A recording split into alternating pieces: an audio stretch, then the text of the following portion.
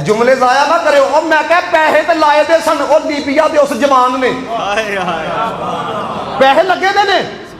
कजाफी के अंदर ना एक अलीफ आंदा है, ਉਹਦਾ ਜਿਹੜਾ ਨਾਂ ਲਿਖਿਆ ਗਿਆ ਸੀ ਨਾ ਉਹਦੇ 'ਚ 2 ਅਲੀਫ ਸਨ। ਉਹਨਾਂ ਆਖਿਆ ਤੇਰਾ ਨਾਮ ਠੀਕ ਨਹੀਂ ਤੇ ਲਿਹਾਜ਼ਾ ਤੈਨੂੰ ਜਾਣ ਦੀ ਇਜਾਜ਼ਤ ਨਹੀਂ। ਉਹ ਸਾਰਾ ਜਹਾਜ਼ ਪੜ ਲਿੱਤਾ ਗਿਆ, ਦਰਵਾਜ਼ਾ ਬੰਦ ਹੋ ਗਿਆ। ਉਹ ਅਮਲਾ ਨੂੰ ਆਖੇ ਹੁਣ ਜਾ, तू नहीं जा सकता, फ्लैट उठ गई है। उन्हें कहा मेरे बगैर जहाज नहीं पहुंच सकता है। हुण गल सुनो जरा, मिर्जा जेलवी जैसे बंदे कहते सन कोई आला हजरत ने नमाज पढ़ी ते ट्रेन टुरदी नहीं सी, ऐ हो सकता वे।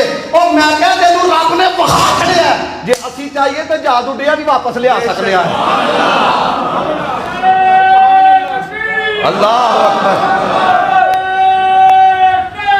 या रसूल अल्लाह।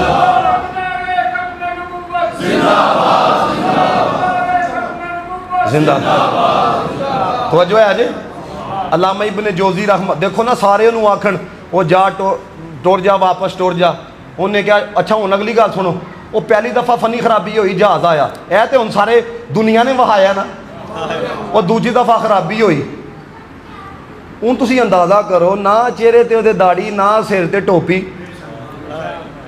तो जहाज क्यों वापस आ गया? अंदरों ओदा सी।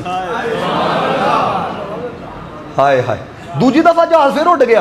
जो वापस आया ना उन्हें दरवाज़ा नहीं खोलिया, कोई फनी खराबी हो फिर उड़िया। वो लोग आखन हुण टुर जा, हुण नहीं जाना। उन्हें क्या तुहानूं आख्या मेरे बगैर नहीं इन्हें जाना। वो फिर बाद चों जनाबे वाला पायलट ने आख्या, उन्हें क्या उन्हें जाना है तो मैं उड़ाना है।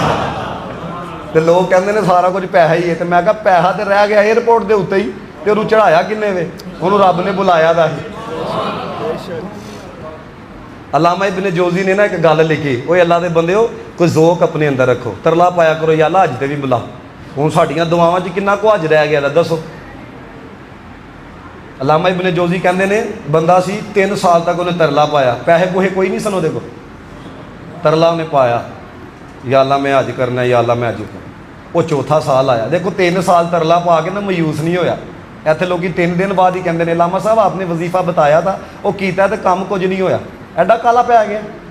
इत्थे हज़रत इब्राहीम 70 साल तो उत्ते एज हो गई है, फिर जाके इस्माइल लभे ते तू 3 दिन बाद ही काला पै गया। कोई सौखे काम